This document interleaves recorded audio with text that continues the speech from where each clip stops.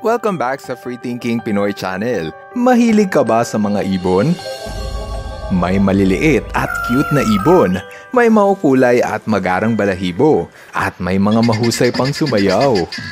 Pero, ang hindi nyo alam, merong mga ibon na kasing bangis ng tigre sa pagkuha ng pagkain.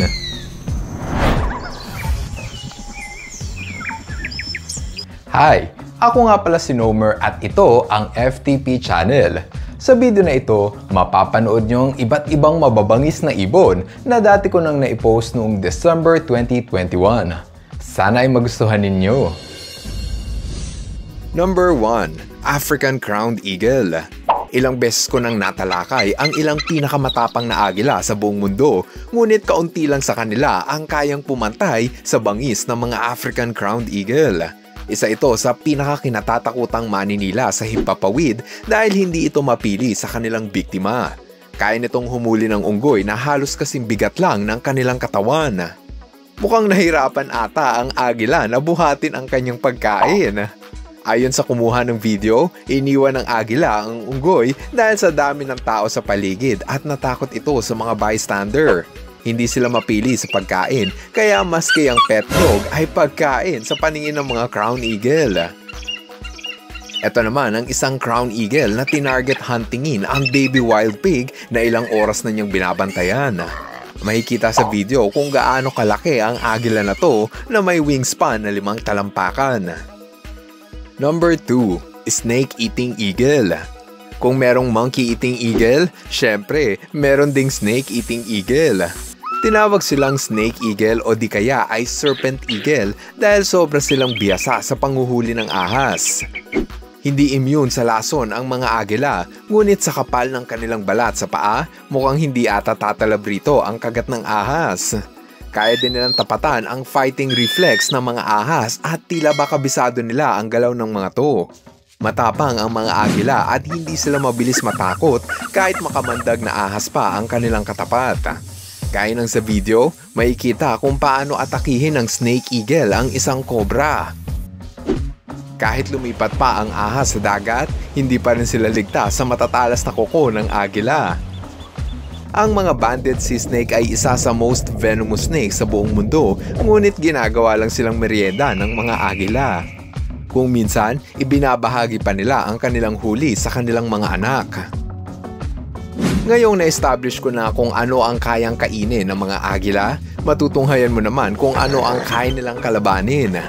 Sa laki ng kanilang katawan, kaya nilang kalabanin ang mga coyote. Gaya ng sa video kung saan pinoprotektahan ng bald eagle ang kanyang huli mula sa magnanakaw na coyote. Kaya naman pangkaraniwang eksena sa Yellowstone National Park ang labanan ng agila at coyote pagdating sa pagkain. Mabuti na lang at bald eagle ang kanilang katapat dahil pag golden eagle ang kanilang makatagpo, siguradong hindi sila sasantuhin nito. Ang mga golden eagle ay kilalang kumakain ng hayop na kasing laki ng coyote. Napakalakas ng mga golden eagle at kayang-kaya nilang tapatan ang puwersa ng mga lobo. Nakakaawa tingnan ngunit ganito talaga ang batas ng kalikasan. Kill or be killed. Number 4. Hawk. May 39 species ng hawk sa buong mundo at ang ilan sa kanila ay nasanay mamuhay sa syudad kasama ng ilang hayop. Kaya naman hindi maiiwasan kung minsan na pati ang maliliit na pusa ay naging target ng mga hawk. Sa video, makikita na may dinagit na pusa ang isang hawk. Alam niya na hindi niya to kayang buhatin habang lumalaban pa, kaya hinintay niya muna itong mapagod. Pagkalipas ng ilang minuto, oh no! Ang ganitong eksena ay pangkaraniwan sa lugar na may mataas na populasyon ng hawk. Maski sa pinaka-isolated na lugar, meron ding populasyon ng mga hawk. Dito sa Galapagos Island, ang mga ibon na to ang nasa taas ng food chain. Paborito nilang targetin ang mga iguana na walang kalaban-laban sa kanilang matalas na kuko. Kung gaano sila katapang na hunter, ganyan din sila kaalaga sa kanilang anak. Number 5. Peregrine Falcon. Sa buong pamilya ng mga agila at lawin, ang peregrine falcon na siguro ang pinakamatinik. Kaya nilang hulihin ang anumang target dahil sa kanilang tulin na 390 km/h. Kung minsan, ginagamit nila ang kanilang speed upang makapatay. Sa video, makikita kung paano niya sagasaan sa ulo ang isang itik. Sa isang bangga, makikitang nangingisay na ang itik dahil sa head trauma. Ginawa ito ng falcon dahil mas madaling patayin ang biktima sa ganitong paraan. Maski ang malalaking hayop ay hindi nila inaatrasan at para bang hindi ito mabilis matakot. Sa video, makikita na kaya din nilang atakihin maski na ang mga Canadian goose. Ang gansa ay tumitimbang ng 5 kilo, doble ang laki kumpara sa falcon. Dahil sa kanilang bilis, agility at talas ng mata, ang ibon na to ay kilala bilang ultimate hunting bird. Number 6. Secretary bird. Kung akala mo na agila lang ang mahilig kumain ng ahas, nagkakamali ka. Ang mga secretary bird ng Africa ang tunay na notorious pagdating sa pagkain ng ahas. Kaya nilang libutin ang 20 milya ng lupa kakahanap ng ahas. Hindi na bale kung may lason pa ito o wala. Pinapatay nila ang ahas sa paraan ng stomping o pagtapak sa katawan. Gagawin nila ito hanggang sa manghina ang kanilang biktima. Gaya ng sa video, makikita ang perfect example kung paano nila talunin ang isang ahas. Hindi lang sila restricted sa mga ahas. Kung minsan, aatakihin din nila ang koneho basta kasya ito sa kanilang bibig. Mahalaga ang papel ng mga secretary birds sa Africa dahil sila ang nagpapanatili sa populasyon ng mga venomous snake gaya ng cobra at puff adder. Pero dahil sa patuloy na pagkaubos ng kanilang natural habitat, sila ay diniklara bilang endangered animals noong 2011. Number 7. Greater Kokal. Ito ang ibon na pwede mo ring makita sa Pilipinas. Makikita kasi ito sa buong Southeast Asia. Sila ay mga carnivore at willing kainin ang anumang hayop na sa tingin nila ay kaya nilang talunin. Gaya ng sa video, makikita na pilit nitong hinuhuli ang makamandag na cobra. Sobrang bilis ng kanilang reflex kaya malakas ang kanilang loob na humuli ng ahas. Kung minsan, nagiging referee sila sa laban ng dalawang ahas. Kung sino daw ang talo, iyon ang kakainin ng kokal. Malawak ang kanilang choices sa kanilang pagkain at maski alupihan ay pangkaraniwan na lang sa kanila.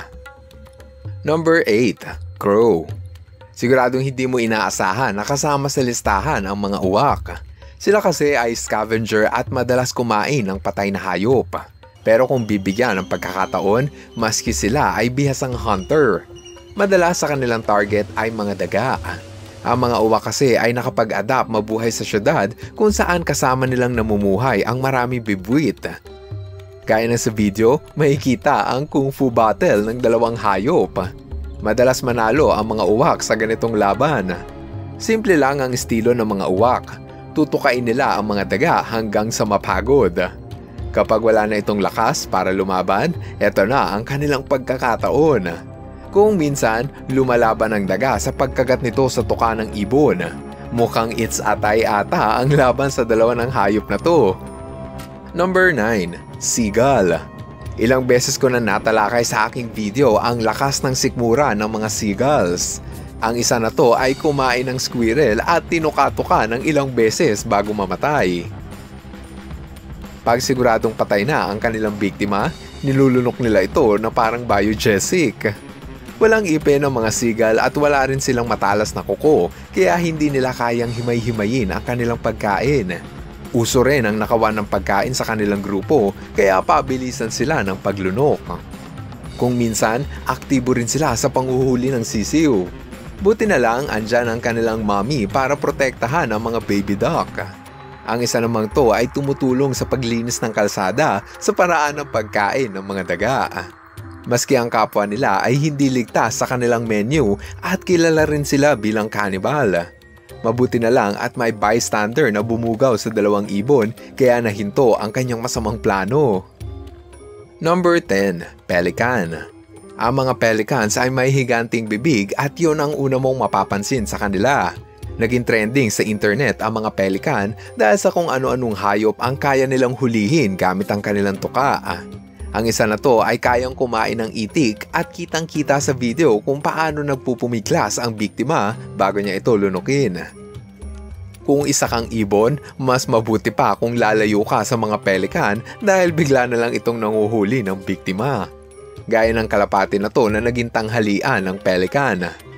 Ang pusa na to na ngayon lang nakakita ng pelican ay muntik nang makain pagkatapos niyang makaiwas sa atake nito.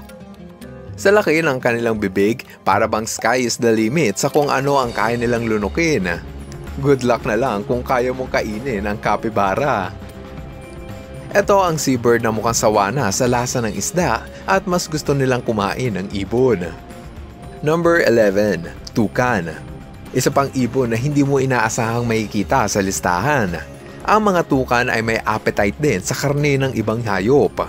Malaking parte ng kanilang diet ay prutas, pero kung kulang ang supply ng prutas sa gubat, willing silang kumain ng maliliit na hayop. Sa video, mapapanood ang tukan na kumakain ng paniki. Madalas kasi nating isipin na ang mga tukan ay friendly birds. Sa video namang ito na kinunan sa Costa Rica, makikita ang tukan na kumakain ng parrot. Ito ang dahilan kung bakit hindi recommended na pagsamahin sa aviary ang mga tukan at parrot dahil sa predatory instinct ng mga tukan. Maski ang mga cute na hummingbird ay nagiging target din ng mga tukan. Kitang-kita sa video kung paano nila kainin ang hummingbird. Kung minsan, nagre-raid ng pugad ang mga tukan at kumakain ng inakay ng ibang ibon. Siguradong hindi na cute ang tingin mo sa kanila ngayong lalaman mo na kumakain ito ng karne. Pero bago tayo magpatuloy, konting shoutout lang muna. Hello kay Jasper Antonil. Hello rin kay Sean at Arky. What's up sa Constantino family? Rolando Triburcio Jr., Damien Iyuldon Calonge at Prince Zach Salazar, Dayan Torres at Mickey Me, at kay Dylan De Jesus at Yushin Balogna. Ngayon, mapapanood nyo naman ng mga ibon na may iba't ibang depensa pangontra sa kanilang mga kalaban. Dati ko nang naipost ang video na ito noong September 2022. Enjoy the video! Kung akala mo na ang mga pusa ang pinakaunga sa lahat ng hayop, nagkakamali ka. Dito sa Australia, ang mga ibong magpie ang public enemy ng mga tao. Biruin mo, kahit sinong mapadaan sa kanyang teritoryo ay siguradong makakatikim ng palo. Oh no! Kahit si Kuya Driver na nagdi-deliver lang ng Lazada ay hindi ligtas. Oh no! Para makaiwas sa bird attack, ang babae na to ay naisipang maglagay ng sanga sa helmet. Ginagawa mo! Pero hindi nito napigilan ang atake ng ibon at parang mas lalo pang nagalit ang magpie. Sobrang protective talaga ng mga mommy magpie sa kanilang anak. Kaya maski ang dumaan lang malapit sa kanilang pugad ay sapat na para mag-beast mode ang ibon na to. Kung sa umpisa pa lang ay nag-i-enjoy ka na sa ating episode, paki-like naman ang video at mag-subscribe ka na din sa FTP channel dahil kung hindi, aawayin ka ng magpie paglabas mo ng bahay. Kung gaano ka-protective ang mommy magpie, mas doble ang tapang ng inahing manok, maprotektahan lang ang kanyang mga sisiw. Gaya sa video, may kitang naikipagrambulan ang inahing manok sa uwak na nagtangkang kainin ang kanyang sisiw. Bugbog sarado ngayon ang uwak sa manok at mukhang hindi niya ito palalabasin ng buhay. Oh, no! Mabuti na lang at dumating ang lalaking manok para awatin ang girian ng dalawa. Dito naman sa next video, mapapanood mo kung paano pinagtanggol ng nanay na ibon ang kanyang sisiw mula sa gutom na uwak. May kita sa video kung gaano katapang na hinarap ng mommy bird ang uwak upang mabawi niya ang kanyang anak. Sa tapang ni mommy bird, matagumpay niyang pinalayas ang mga uwak na nananakit sa kanyang anak. Sa oras ng peligro, ang mga jakana ay nakaisip ng paraan para iligtas ang kanyang mga anak. Sa tuwing may papalapit na buwaya, isa-isa niyang kinakarga ang kanyang mga sisiw at itatago niya ito sa loob ng kanyang pakpak. Sa ganitong paraan, kasakasama ng daddy bird ang kanyang mga anak kahit saan siya magpunta. Marami talagang panganib ang nakaamba sa paligid at mapalad ang mga ibon dahil kaya nilang lumipad upang makatakas. Pero sa kaso ng mga ostrich, hindi nito kayang lumipad at sa halip, kaya nitong tumakbo ng napakatulin. Kaya nga nitong humarurot sa bilis na 70 kilometers per hour. Sa sobrang nilang tulin, pwede silang ipalit sa karera ng kabayo. Sa Australia, dito makikita ang mga emu na kamag-anak ng mga ostrich. Mabagal ito kung tumakbo kung ikukumpara sa ostrich, pero meron itong binte na ginawa para manipa. Siguradong talsik ka pag sinipa ka ng ibon na to. Mukha silang cute at maamo, pero kung may makasalubong kang emu, alam mong delikado itong manipa. Ang isa pang ibon na huwag mong lalapitan ay ang cassowary. Gaya ng emu, meron din itong pamatay na sipa. Pero mas masakit manipa ang cassowary dahil napakatalas ng kanilang kuko. Yang nakikita mong paa na parang dinosaur, yan ang paa ng cassowary. At yan ang mismong kuko na hihiwa sa balat mo kung sisipain ka nito. Ang mga ibon na hindi marunong lumipad ay umaasa sa pagtakbo para makaiwas sa kalaban, pero hindi ang mga penguin. Sobrang bagal nitong kumilos sa lupa at hindi pa nakakalipad. Pero magbabago ang tingin mo sa kanila pag nag-umpisa na silang lumangoy. Sa sobrang nilang bilis, para silang torpedo. Dahil sa kanilang husay sa paglangoy, kakaunti lang na predator ang kayang tapatan ang kanilang bilis sa ilalim ng tubig. Kung pabilisan ng pag-uusapan, wala na sigurong makakatalo pa sa bilis ng peregrine falcon. Kaya nitong lumipad sa bilis na 390 km/h. Dahil sa kanilang tulin, kaya nilang hulihin ang anumang ibon na nais nilang targetin. Dito mo ngayon makikilala ang talento ng mga kalapate. Ang kalapate ang paboritong kainin ng mga falcon, kaya ang kalapate ay nag-evolve din na may extra talent. Sa tuwing hinahabol sila ng lawin, kaya nilang baguhin ang kanilang direksyon sa loob lang ng 1 segundo. Ang tawag sa estilo na to ay in-air maneuverability. Kung susuriin, makikita mo kung gaano kahusay ang kalapate sa pag-iwas sa bawat atake ng lawin. Mabilis na nagbabago ng direksyon ang lipad ng kalapate sa tuwing datakmain na sila ng lawin. Dahil sa mautak na paraan ng mga kalapate, mukhang nakahanap na ng katapat ang mga peregrine falcon. Ikaw, kung isa kang ibon, anong self-defense ang gusto mo? Gusto mo ba maging ibon na may laser gun? O ibon na naglalabas ng apoy? Iba kasi ang powers ng mga pituwi bird. Isa ito sa kakaunting ibon na nagtataglay ng poison. Dahil dyan, iniiwasan sila ng mga ahas, agila at maski ng mga tao dahil alam ng mga natives dito na delikado itong kainin o mas kinahawakan. Sa pamilya ng mga ibon, nakaisip sila ng iba't ibang paraan para depensahan ang kanilang sarili. Pero sa lahat ng self-defense, ang camouflage o pagbabalat kayo ang pinakapaborito nilang paraan para makaiwas sa kalaban. Ang magandang halimbawa nito ay ang ibon na ptarmigan. Sa tuwing panahon ng taglamig, kulay puti ang kanilang balahibo. Halos hindi mo na nga sila makita sa niebe sa sobrang kaputian. Sa pagsapit naman ng tag-init, nagpapalit sila ng balahibo upang umakma sa kulay ng paligid. Sa isang taon, nakakailang beses silang magpalit ng kulay ng balahibo. Ang isa pang master of disguise sa animal kingdom ay ang mga frogmouth. Sa unang tingin, akalain mo isa itong parte o sanga ng puno.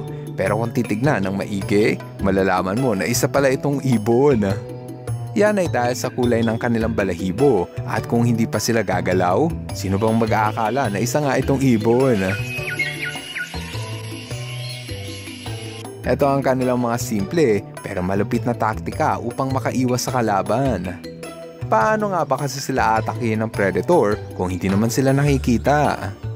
O ito, kaya mo bang hanapin sa picture kung nasaan ang kwago? Nice! Dito, nakikita mo ba kung nasaan ang owl? Ang galing ah! Eto, sino dyan ang tunay na aso? Importante sa mga kwago ang mag-camouflage dahil maski sila ay nagiging pagkain ng malalaking hayop. Pero hindi lang pala pagbabalat kayo ang kayang gawin ng mga kwago. Sa tuwing nahaharap sa malaking kalaban, pinapatayo nila ang kanilang balahibo para magmukha silang higante. Hindi lang yan, kaya nilang baguhin ang kanilang itsura at gawing nakakatakot. Lalapit ka pa kaya sa kwago kung ganito katulis ang tingin nila sa'yo? Dito naman sa may dalampasigan, makikita ang ibon na may nakakadiring defense mechanism. Ang mga fulmar ay isang uri ng seabirds na gumagawa ng pugad sa gilid ng bangin. Sa tuwing may trespasser, ang mga batang fulmar ay naglalabas ng mabaho at maligkit na likido na ginagamit nilang pantaboy sa mga intruders. Delikado ito sa tao, lalo na kung tumama ito sa iyong mukha habang umaakyat ka sa bangin at baka ka mahulog. Hindi maikakaila na ang mga ibon ang ilan sa the best mother pagdating sa pagprotekta sa kanilang anak. Pero mas lalo mong kabibiliban ang diskarte ng mag-asawang dikop kung saan nila napiling magtayo ng pugad. Yan ay ang sa tabi ng bagong panganak na buwaya. Kung nasaan ang pugad ng buwaya, nandito rin ang pugad ng mga dikop. Ang mga bayawak ang mortal enemy ng mga itlog dahil sa hilig nitong kumain. Kaya sa tuwing may bayawak, trabaho ito ng lalaking dikop para itaboy palayo.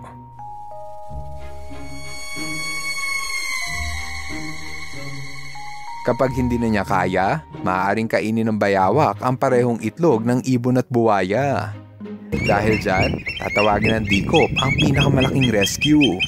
Yan ay ang nanay ng katabi nilang pugad. Tatawagin niya ito at alam ng buwaya na ito ang signal na may banta sa kanyang mga itlog. Pagbalik ng buwaya sa pugad, nakaalis na ang bayawak sa sobrang takot. Dahil sa kanilang teamwork, pareho nilang nailigtas ang kanilang mga anak mula sa gutom na bayawak. O ano, do you want more videos? Kung oo, narito ang panghuli nating videos na dati ko nang naipost noong January 2023. Tungkol ito sa mga hunting techniques ng mga predatory birds. Number 1. Ibon na mahilig sa kebab? Kung pupunta ka ng Africa, huwag kang magulat kung may makita kang butike na ginawang barbecue. Ang suspect sa krimen, isang maliit na ibon. Yan ay ang kagagawan ng loggerhead shrike. Sa tuwing meron itong huli, tinutusok nila ito sa tinik. Mas nadadalian daw silang kumain kung nasa stick. Sa bagay, madali nga namang kumain sa stick. Gayunpaman, kabibiliban mo ang loggerhead shrike dahil kahit kasing liit lang ito ng maya, napakabrutal naman ito sa kanyang biktima. Buti na lang at maliit lang ang mga ibon na to dahil kung kasing laki nila ang mga ostrich, lagot tayo sa mga ibon na to. Number 2. Heron na may payong? Dito pa rin sa Africa, makikita ang pambihirang ibon na may nakakatuwang estilo. Upang makahuli ng pagkain, gumagawa ito ng lilim. Sa ganitong paraan, mas malinaw niyang nakikita ang ilalim ng tubig. Mas lumalapit din daw ang mga isda sa lilim kaya ang mga heron, pagalingan sa paggawa ng payong. Sa unang tingin, aakalain mo naglalaro lang ang mga ibon na to. Peekaboo! Peekaboo! Peekaboo! Kung ano man ang trip ng mga ibon na to, matatawa ka na lang sa kanilang estilo. Number 3. Uwak na mautak. Alam naman natin kung gaano katalino ang mga uwak. Marami kasi itong kayang gawin gamit ang kanilang problem-solving skills. Isa sa paborito nilang kainin ay ang buto ng walnut, pero sobrang tigas nga lang ng balat nito. Kaya naman ang mga uwak ay nakaisip ng paraan. Ilalagay nila ang matigas na mani sa kalsada at hahayaan itong masagasaan. Kapag nabasag na ang shell, sa kanila ito kakainin. Ngunit hindi lang diyan natatapos ang kanilang talino. Marunong din itong sumunod sa traffic light. Gaya ng uwak na to na naaktuhang sumusunod sa traffic light.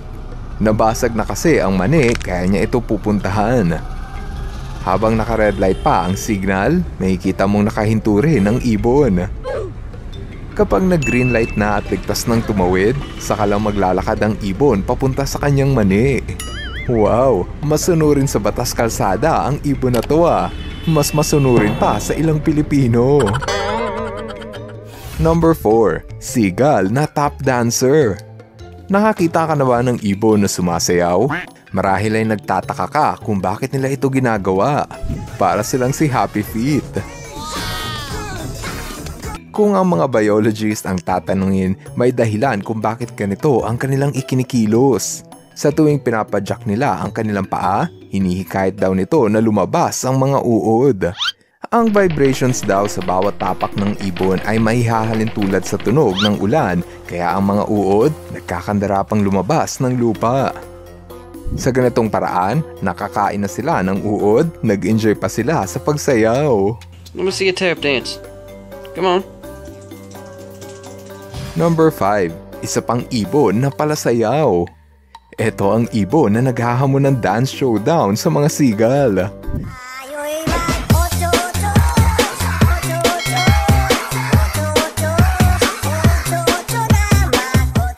Ito ang woodcock at ugali nito ang sumayaw habang naglalakad. Gaya ng sigal, intensyon ng mga woodcock ang sumayaw upang lumikha ng vibrations.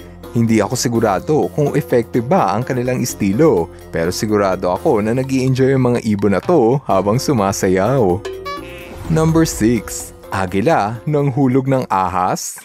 Kakaiba naman ang trip ng ibang lawin. Sa tuwing nakakahuli sila ng ahas, pwede nila itong ibato sa mga tao. Gaya ng video na to na nakunan sa Australia. Nasaksihan ng mga tao ang lawin na dumagit ng ahas, ngunit hindi nila inaasahan ang susunod na mangyayari. Oh, there's a hole.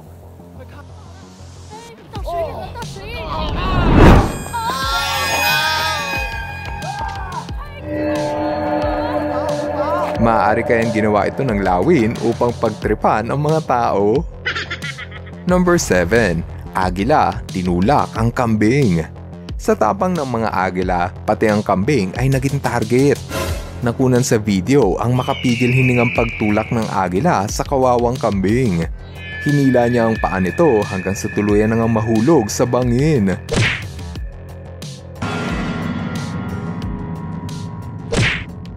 Pagbagsak ng biktima, ito na ang kanyang oras upang kumain.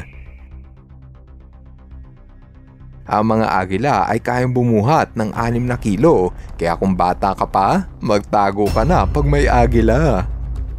Number 8. Agila laban sa gazelle. Ang crown eagle ang pinakamalaking agila ng Africa at pati unggoy ay kaya nitong kainin. Pero, uubra kaya sila sa tapang ng gazelle? Ang mga gazelle ay may sungay na kayang pumatay ng kalaban, kaya maski ang mga cheetah ay nag-iingat sa sungay nito. Alam ito ng agila kaya pati siya nag-aalinlangang umatake. Number 9. Agila versus wolf. Ang mga wolf ang isa sa pinakamabagsik na predator, ngunit maski sila ay napapadapa ng agila. Sa video, makikita ang agila na pinupuntiriyang kuhain ang baby wolf.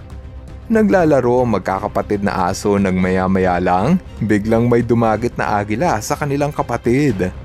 Oh no! Lagot ngayon ang agila na to sa mommy wolf. Number 10. Ibon na may pain. Naniniwala ka ba na habang tumatagal ay tumatalino ang mga ibon? Paano ba naman? May mga ibon kasi na namataang gumagamit ng tinapay bilang pain sa isda. Sa isang resort sa Florida, kinagiliwan ng mga turista ang heron na naglagay ng tinapay sa tubig. Sa tuwing may malaking isda na kakain sa tinapay, kinukuha ng ibon ang pain. Nakareserba lang daw kasi ang tinapay sa isda na kaya niyang hulihin. Wala pang 1 minuto, nakahuli din siya ng isda. Nakakatuwang isipin na ganito ka-advance ang isip ng heron. Talaga namang lamang ang may alam. Number 11. Tuka na hindi pantay. O ito, nakakita ka na ba ng ibon na magkaiba ang haba ng tuka? Ito ang black skimmer at makikita lamang sila sa kontinente ng Amerika. Kasali sila sa ating listahan dahil sa kakaiba nitong estilo. Sa tuwing sila ay nagugutom, lumilipad ito sa ibabaw ng tubig sa tsansa na makahuli ito ng isda. Kaya naman pala mahaba ang kanilang tuka dahil para sila naghahanap ng fishbowl na pwedeng tusukin. Dahil sa kanilang kakaibang teknik, deserve nilang makapasok sa ating listahan ng Amazing Hunters. Number 12. Tuka na may bulsa. Upang makahuli ng isda, ang mga tao ay naglalatag ng fishing net. Hindi dyan nalalayo ang estilo ng mga pelikan dahil maski sila ay merong patibom. Para makahuli, binubuksan nila ang kanilang malapad na bibig upang saluhin ang isda na parang tabo. Sa laki nito, halos wala nang kawala ang isda. Nasobrahan na ata ng tapang ang pelikan kaya pati ang cute na daga ay gusto niyang kainin. Ito naman ang pelikan na sa sobrang gutom, kumain ng kalapate. Parang ang hirap paniwalaan na ang mga friendly na pelikan ay kaya palang kumain ng kalapate. Kung minsan, maski ang mga tao ay hindi excuse sa bagsik ng pelikan. Last sa ating list ay ang tahong expert. Ito ang mga oyster catcher. Bagay na bagay sa kanila ang pangalang oyster catcher dahil eksperto sila sa pagkain ng talaba, tahong at suso. Meron itong tuka na parang chopstick at ito ang pinanunundot nila upang kutkutin ang laman ng shell. Maski dito sa Pilipinas, mayroong mga ibon na oyster catcher. Hindi ko masasisi ang mga ibon na to kung bakit sila mahilig rito dahil masarap naman talaga ang kumain ng tahong. Yummy! Tahong mukbang! O ano, nag-enjoy ka ba sa ating kwentuhan? Alin sa mga ibon na to ang pinaka-astig sa hunting strategy? Let us know in the comment section para ma-share mo ang iyong opinion. The FTP viewers, thank you so much sa panonood mo na aking video. Kung nagustuhan mo ang video na ito, subscribe na sa FTP channel. Don't forget to hit the bell button para updated ka sa mga bagong videos. Paalam!